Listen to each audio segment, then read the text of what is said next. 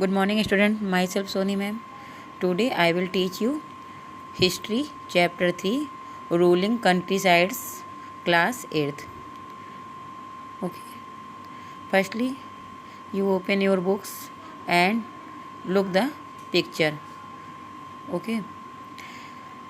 In this chapter, the chapter explained country how to India became the ruling country and how to the British take the power of kings. Okay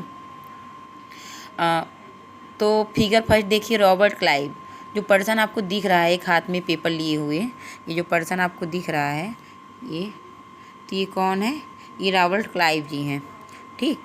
और ये क्या, Robert Clive excepting the Diwani of Bengal, Bihar and Orissa from the Mughal ruler in 1765 में Robert Clive Mughal बादशाह से बिहार और उड़ीसा की दीवानी ग्रहण करते हुए, जो ये हैं पर्सन है वहाँ कहाँ के हैं? ये बादशाह हैं, मुगल बादशाह हैं, और ये बिहार और उड़ीसा की दीवानी जो है इनसे ले रहा है, कि मतलब इनका कोई उस पर अधिकार नहीं रहेगा। आइए इस चैप्टर्स को एक्सप्लेन करते हैं। The company becomes the Diwan.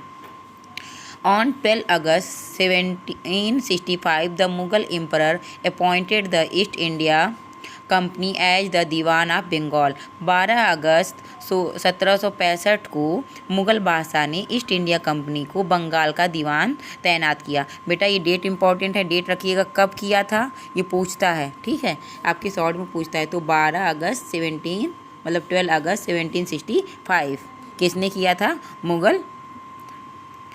Mughal emperor, ठीक है।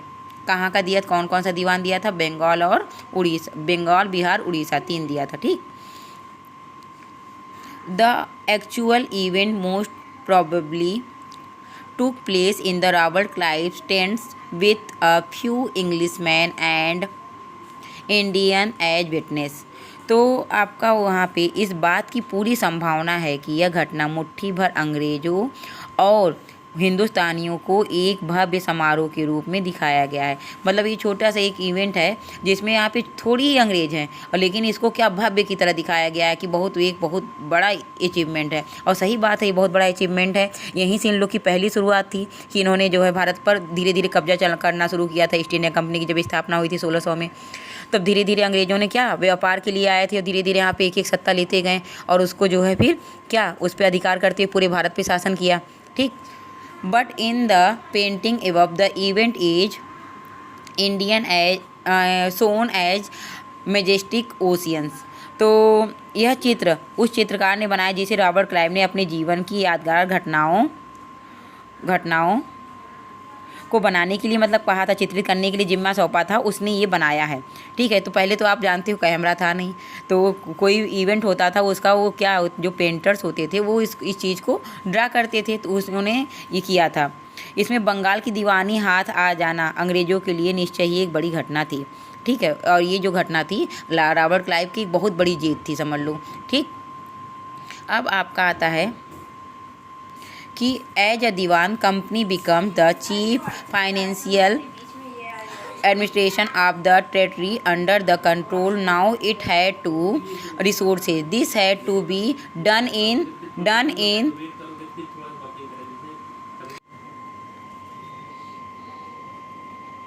now it had think of the administrating the land and the organizing its revenue resources. This had to be done in a way that could yield enough revenue to meet the growing expense of the company.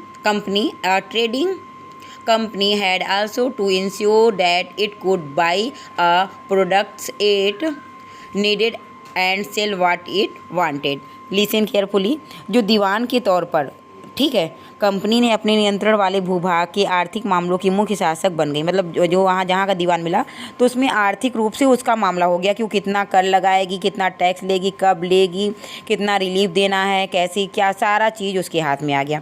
अब उसे company अपनी ज़मीन का शासन चलाने का, आमदनी को व्यवस्थित करने का रास्ता ढूंढना था। मतलब किस तरह से ज़्यादा से ज़्यादा पैसा कमाया जाए, इसके लिए उसे एक ऐसा रास्ता ढूंढना था जिससे कंपनी के बढ़ते खर्चों को पूरा करने के लिए आमदनी जुटाई जा सके, क्योंकि कई लोग का जो जीवन था वो बिल्कुल शान शौकत भरा था।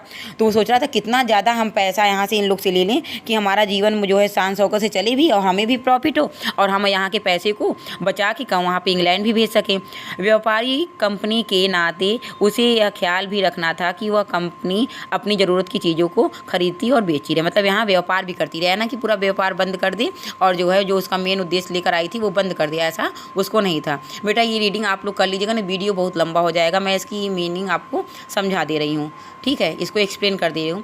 फिर जैसे समय के साथ साथ तो जो है कंपनी यह भी समझ में उसको आने लगा कि सावधानी के साथ आगे बढ़ना होगा। बाहरी ताकत होने की वजह से उसे उन लोगों को भी शांत कर रखना था जो गाँव देहात के पहले शासन चला चुके थे।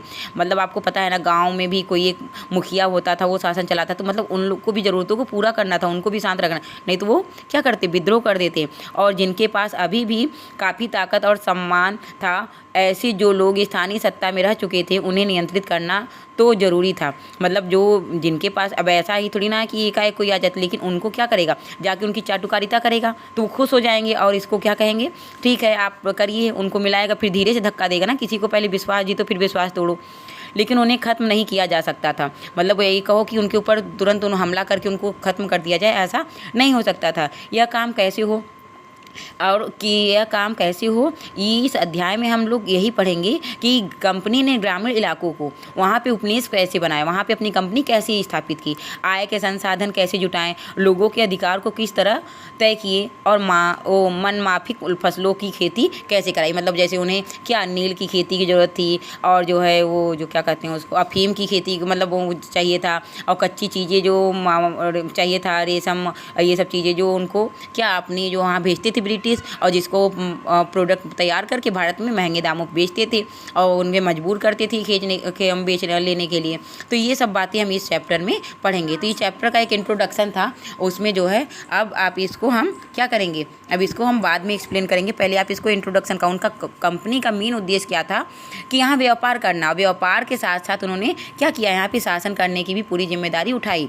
और जो है यहाँ पे जब उसको दीवानी मिली तो वहाँ पे क्या किया, वो जो उसको भूभाग मिला उड़ीसा, बंगाल और बिहार का, उस पर वो पूरा स्वतंत्र हो गया कि किस तरह से करना है, वहाँ पे शासन करना है। लेकिन वहाँ पे जो छोटे छोटे मतलब मुखिया और या फिर वो थे क्या कहते हैं उसको, जो जमींदार थे, उनको जो है उनको भी संतुष्ट करना था। इन सब चीज़ों को मिलाकर इसने बहुत चालाकी से धीरे धीरे करके पूरे भारत पे कब्जा किया, और किस तरह से किया ये आगे की नेक्स्ट वीडियो में मैं आपको बताऊँगी। That's all, thank you.